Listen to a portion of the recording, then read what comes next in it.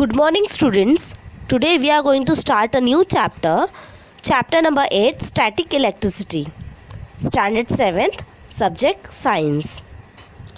When hair is combed for a while, the comb is found to attract the paper particles. When a balloon is rubbed to the woolen cloth, the balloon is found to cling to the wall. This is because there is a presence of static electricity in the comb and balloon. Before we move on to what is static electricity, let us first understand what is conductors and insulators. So, a conductor is a material in which the electric charge can flow, and insulators are the materials in which the electric charge cannot flow. Here you can see in the table there is a list of conductors and insulators. These are the examples of conductors and insulators. Now let us see what is electric charge. So every matter in this world is made up of atoms. Atoms are made up of nucleus in which there are protons and neutrons. And nucleus is surrounded by negatively charged electrons. The number of protons and the number of electrons is same in an atom, and because of this, atom is said to be neutral. When one electron moves from one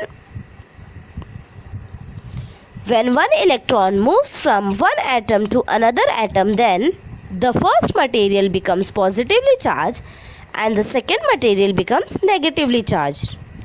The negative charge is due to the extra electrons and it can move in a conductor. Positive charge is created due to the loss of electrons in the nucleus which cannot move. When positive charge moves, the positive charge seems to move like this. You can see in the picture. Now let us see what is static electricity. It is a stationary charge which causes spark, shock, and it can attract very light particles. Where can stationary charge be present? Stationary charge can be present in number 1, insulators, number 2, insulated conductors which are insulated from the earth. How static electricity can be created? Static electricity can be created by 3 ways. Number 1, by friction. Here the requirement is 2 uncharged insulators.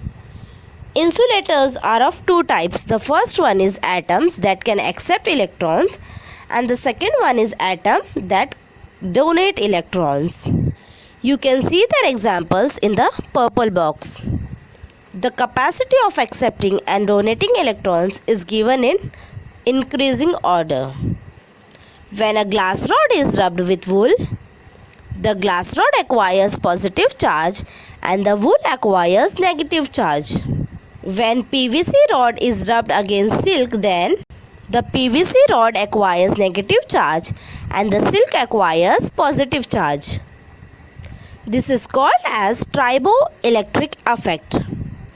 Here you can see a glass rod is hung by a thread and another glass rod is dropped near it. They repel each other. On the other hand, when the PVC rod is brought, they attract each other.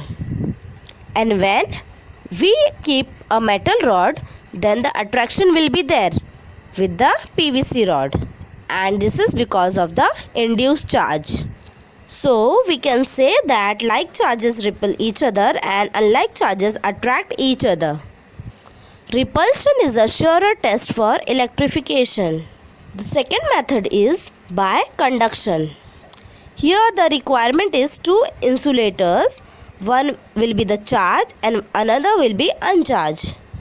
When the charged conductor is contacted physically with the uncharged conductor, some charge flows to the uncharged conductor which remains there even after the separation of 2.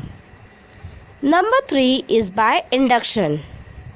Here the requirement is charged object and uncharged insulated conductor. When a charged object with negative electrons are brought near to the uncharged object, but not touching it, the electrons move and it becomes positively charged. The charge in the near end is called as bound charge, and the charge which is there in the opposite side, it is known as free charge. This is because this charge can move and this charge cannot move. But if we remove the charge object from the position, then the bound charge and free charge get attracted and the conductor becomes neutral again. To charge this object, we have to ground it before we remove the charge object from the position. The free charge escapes. Now remove the hand and the charge object. The object gets positively charged. Now let us see what is gold leaf electroscope. It is an instrument which is used to detect static electricity.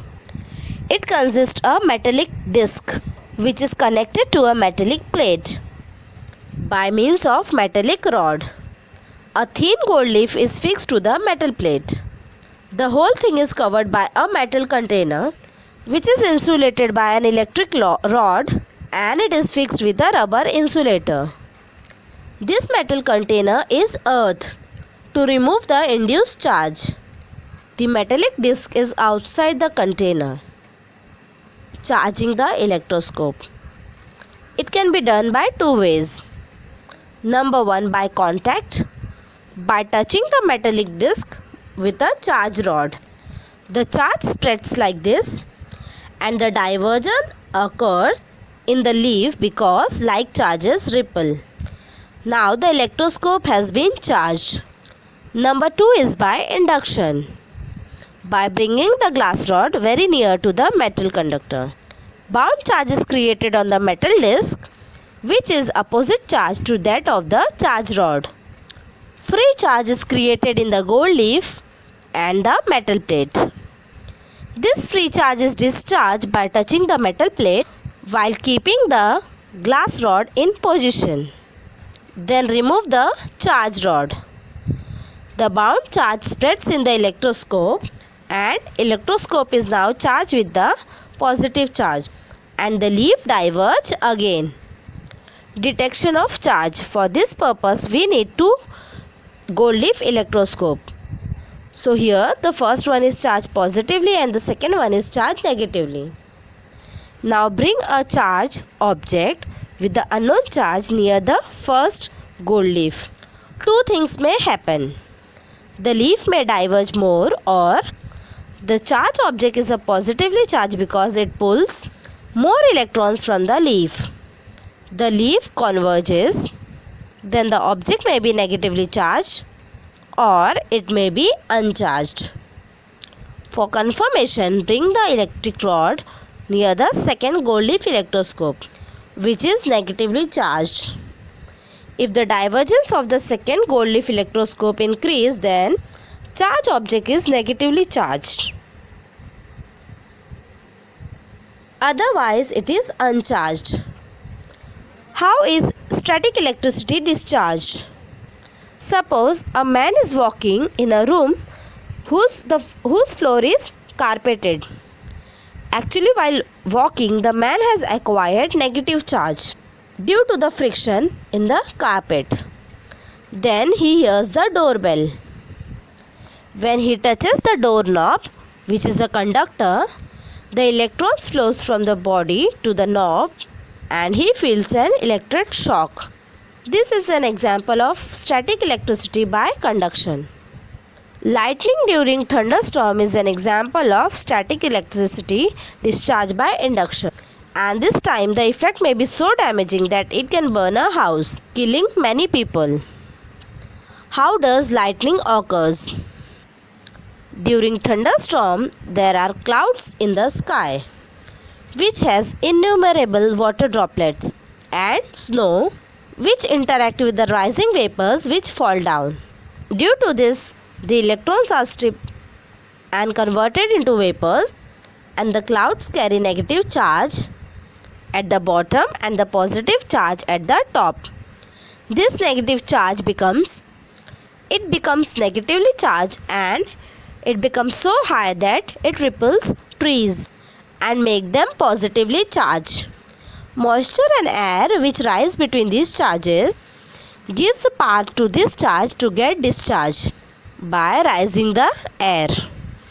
When the voltage is high enough, the large voltage spark is accompanied by thundering, and the lightning thunder is observed. And this is because the velocity of sound is much lower than the velocity of light. A cracking sound of lightning is heard much later than we actually observe the thunder lightning.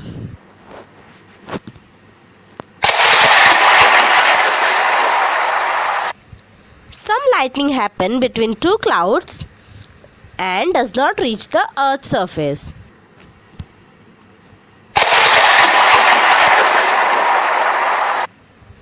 Lightning conductors are installed in multi-storied buildings which are made up of highly conducting material, and they are buried deep into the ground.